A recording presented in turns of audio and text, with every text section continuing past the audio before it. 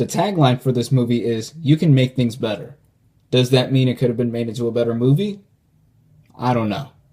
What is up, everybody? Random Man here, bringing you my review for the film adaptation of The Giver, which stars Jeff Bridges, Meryl Streep, Brendan Thwaites, Alexander Skarsgård, Katie Holmes, and Odeya Rush, and is directed by Philip Noyce. Now, the plot, which of course is based off of the novel of the same name and is written by Lois Lurie, follows Jonas, played by Brendan Thwaites, who seems to live in a perfect world and everyone is well off and happy. Yet, it is devoid of any real emotion, diversity, and even color. That is, until Jonas becomes the receiver of memories and is trained under the Giver, played by Jeff Bridges, and Jonas learns of all the knowledge that lies in the real world. And once Jonas obtains all this information, he starts to have doubts on the seemingly ideal world that he lives in. I actually read this book that the movie is based off of, and while I do remember liking it, that was 7 years ago, back in elementary school, and even then, I didn't think that this would ever become a movie. That is, until I saw the trailers, and this just looked terrible, right down from how overly serious it looked to how much emphasis the futuristic elements were getting. Sure, this movie does have a great cast and a unique style of imagery to it, but what didn't help was that dystopian novels were already getting adapted into movies, such as The Hunger Games and Divergent, despite the fact that The Giver has been around for much longer. So, my expectations were low.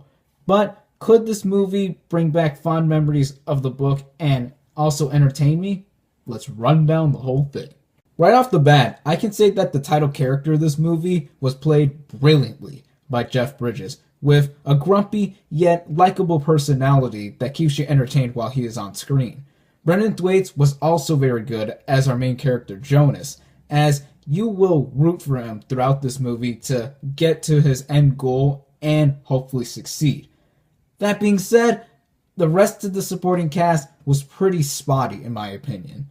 Odeya Rush played Jonas's friend Fiona suitably well, yet Alexander Skarsgård and Katie Holmes, who played Jonas's parents, were quite irritating on screen whenever they would talk to Jonas or the rest of his siblings. Then there's Taylor Swift, who is a very talented singer-songwriter and beautiful, but she was only reduced here to a brief, maybe 5-minute cameo or less. But she was suitable for what the rest of the movie was for, especially regarding her character. But then again, she was nothing special, nor too much to talk about. Then we have Meryl Streep, and I do have a lot of respect for her early career.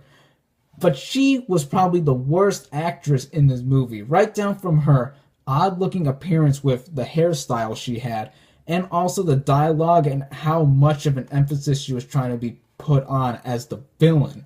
So that's where the cast let me down, especially since the main characters were so interesting to watch. However, one major thing I really did like about this movie was its distinct imagery and its use of color, as the first section of this movie was shot entirely in black and white, which I did remember from the book, and more memories of the book started coming back to me as the film went on. And I also really liked that slowly but surely color was being implemented into the rest of the visual look, as it would go from black and white to monochrome to even color as the movie would progress.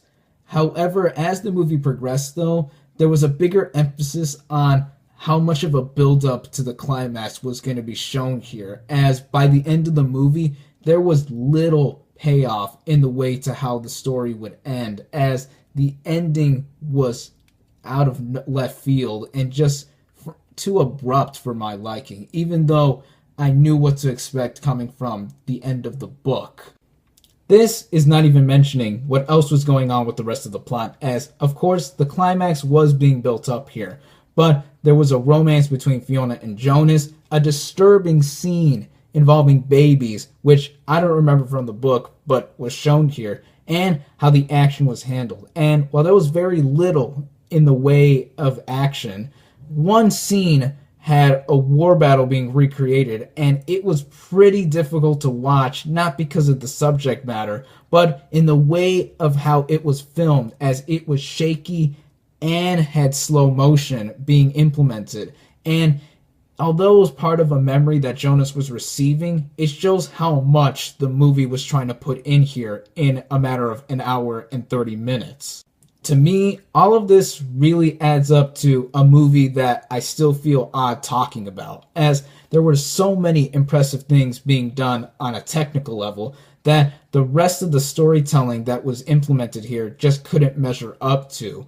And it comes down to a movie that was better than I expected, but still not in the way of what I would consider a good movie on its own merits. My final thoughts on The Giver are that while there were two great lead performances and the unique imagery make this movie stand out in that regard, the uninteresting supporting characters and the little payoff that the storytelling had towards the end make this movie better than I expected, but only more mediocre.